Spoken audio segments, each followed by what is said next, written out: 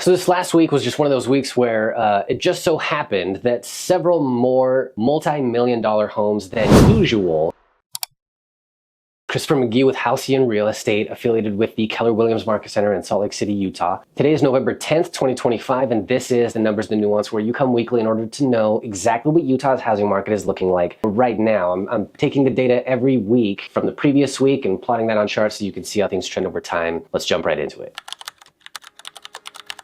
So this last week was just one of those weeks where it just so happened that several more multi-million-dollar homes got sold, and that skews the number of what it looks like where our housing prices are going, and it skews the number between what list price and sold price was. We'll look at that in the numbers. And then interest rates ticked up a little bit. We'll look at that. It's not far, and I don't anticipate it continuing to go up. Nobody watching that expects it to really start to trend up, but it has gone up 3 of the last 4 weeks. And then interestingly, President Donald J. Trump floated the idea over the weekend of a 50-year mortgage as an option for making housing more reachable, attainable for folks. If that were implemented, I can say 2 things right off the top of my head. One, interest rates for such a loan would probably be higher, because I don't have a lot to say on that idea, really, just because it was an idea that just got floated. We don't really know if it's going to be implemented at all. It could be implemented, and here's what I'll say about it if it was. When we think of a mortgage loan, we think of a 30-year loan, and there's an interest rate that's attached to that. You can absolutely get a 15-year loan or mortgage, and the interest rate for that is significantly less than the interest rate attached to a 30-year loan. Now, the monthly payments you're making are larger, but the interest rate is smaller.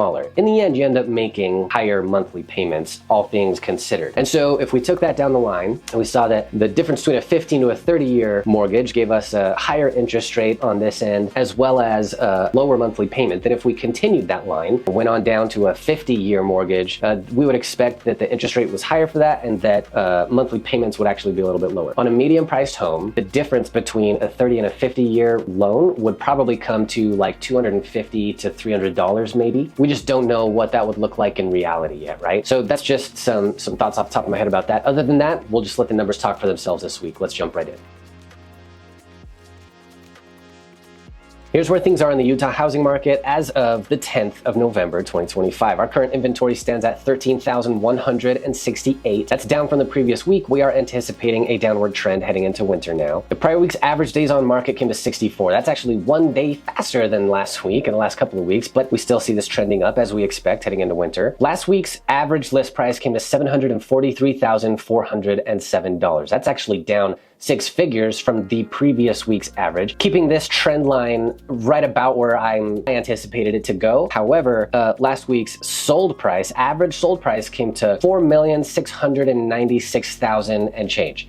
So obviously, where we look at the difference between average list price and average sold price, across the board, that difference comes in favor of the buyers to the tune of about $10,000 to $15,000. And it goes a little bit up from there, it comes a little bit down from there, but that's really where it's been like all year and for the overwhelming majority of last year, 2024 as well. But once in a while, we get a spike like this when it just so happens that way more multi-million-dollar homes get sold in a particular week than usual. And that's what happened last week. I looked it up. There were about 10 that were sold last week that were over $5 million. The highest one being, I think it was like $13 million and then $10 million.